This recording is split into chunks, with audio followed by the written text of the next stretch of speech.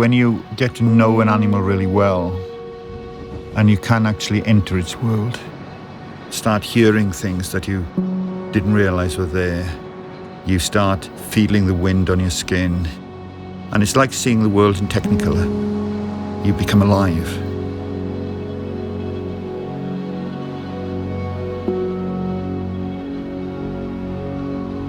Climate change is robbing the world of its biodiversity, its only natural defense against rising carbon levels. We are facing the greatest environmental catastrophe of our time. The world is sick, and the condition, if left untreated, may well be terminal. Copy that. Sounding great, Carl. Thank you.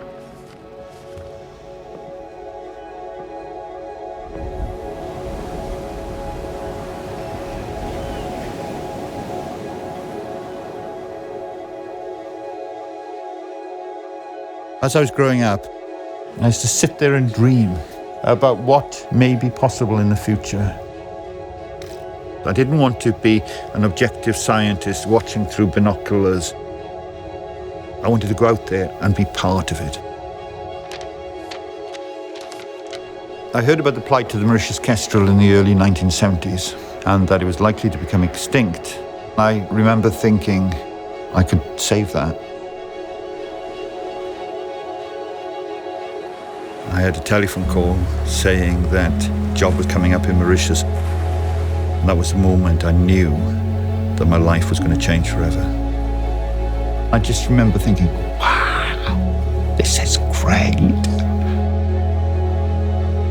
I've never wanted anything more than this in my whole life.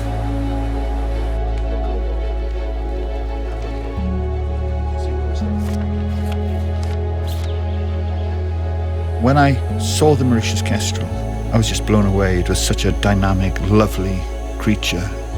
And I threw myself into saving them. And it became my absolute life. Mauritius is a paradise island, but it's just a veneer which is hiding a devastated ecosystem. We found 6 eggs. I put them in an incubator. I slept on the floor of the room where the incubator was and I waited for them to hatch. And they all died. I was just devastated. Deep down, I felt that I was responsible.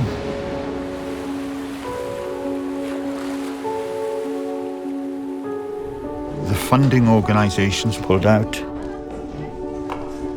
And I was told time and again that it was a hopeless situation.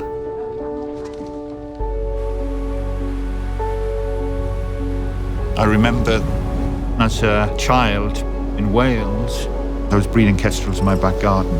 I sort of made it up as I went along. I always believed that one day all that childhood experience could actually mean something. I had this burning desire deep down that I wanted to do something to help. So I formulated a plan. The conservation organizations tended to think that all these ideas are far too radical. I was being told time and again, we can't be involved with that.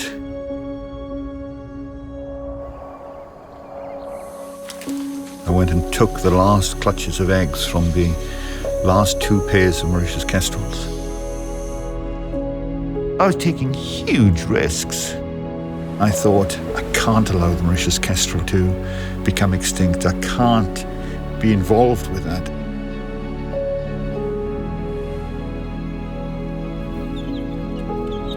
We succeeded in rearing 3 young. I spent days, weeks living with them. I just was blown away with, the emotion was just so strong.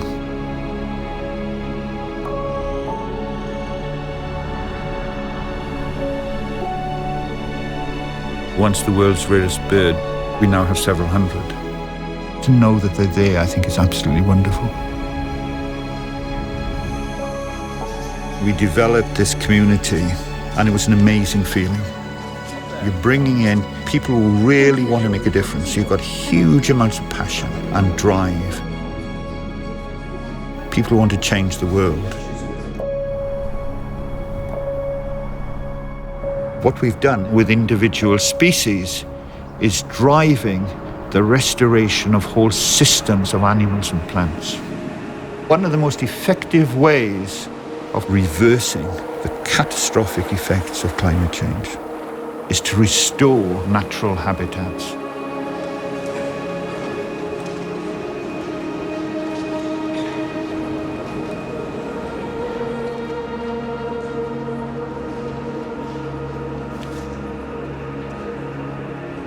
In the young people of today, I see that spirit which was driving me 40 years ago. After saving the Mauritius kestrel, he went on to save a further 8 species from certain extinction. Please welcome to the stage Professor Carl Jones.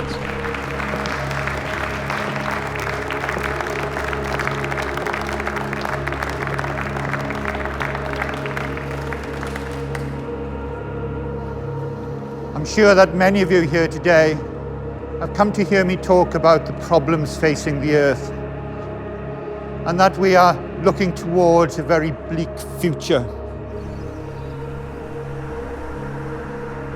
But I'm going to disappoint you. I don't believe that.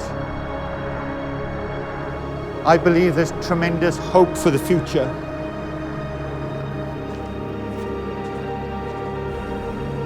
Human beings have caused the problem, but very often we've stood back and expected nature to sort itself out. We're now realizing that we have caused so much damage to the world that we've actively got to start putting things back together again, reversing the problems that we've caused, making the world a more magical, complex and beautiful place.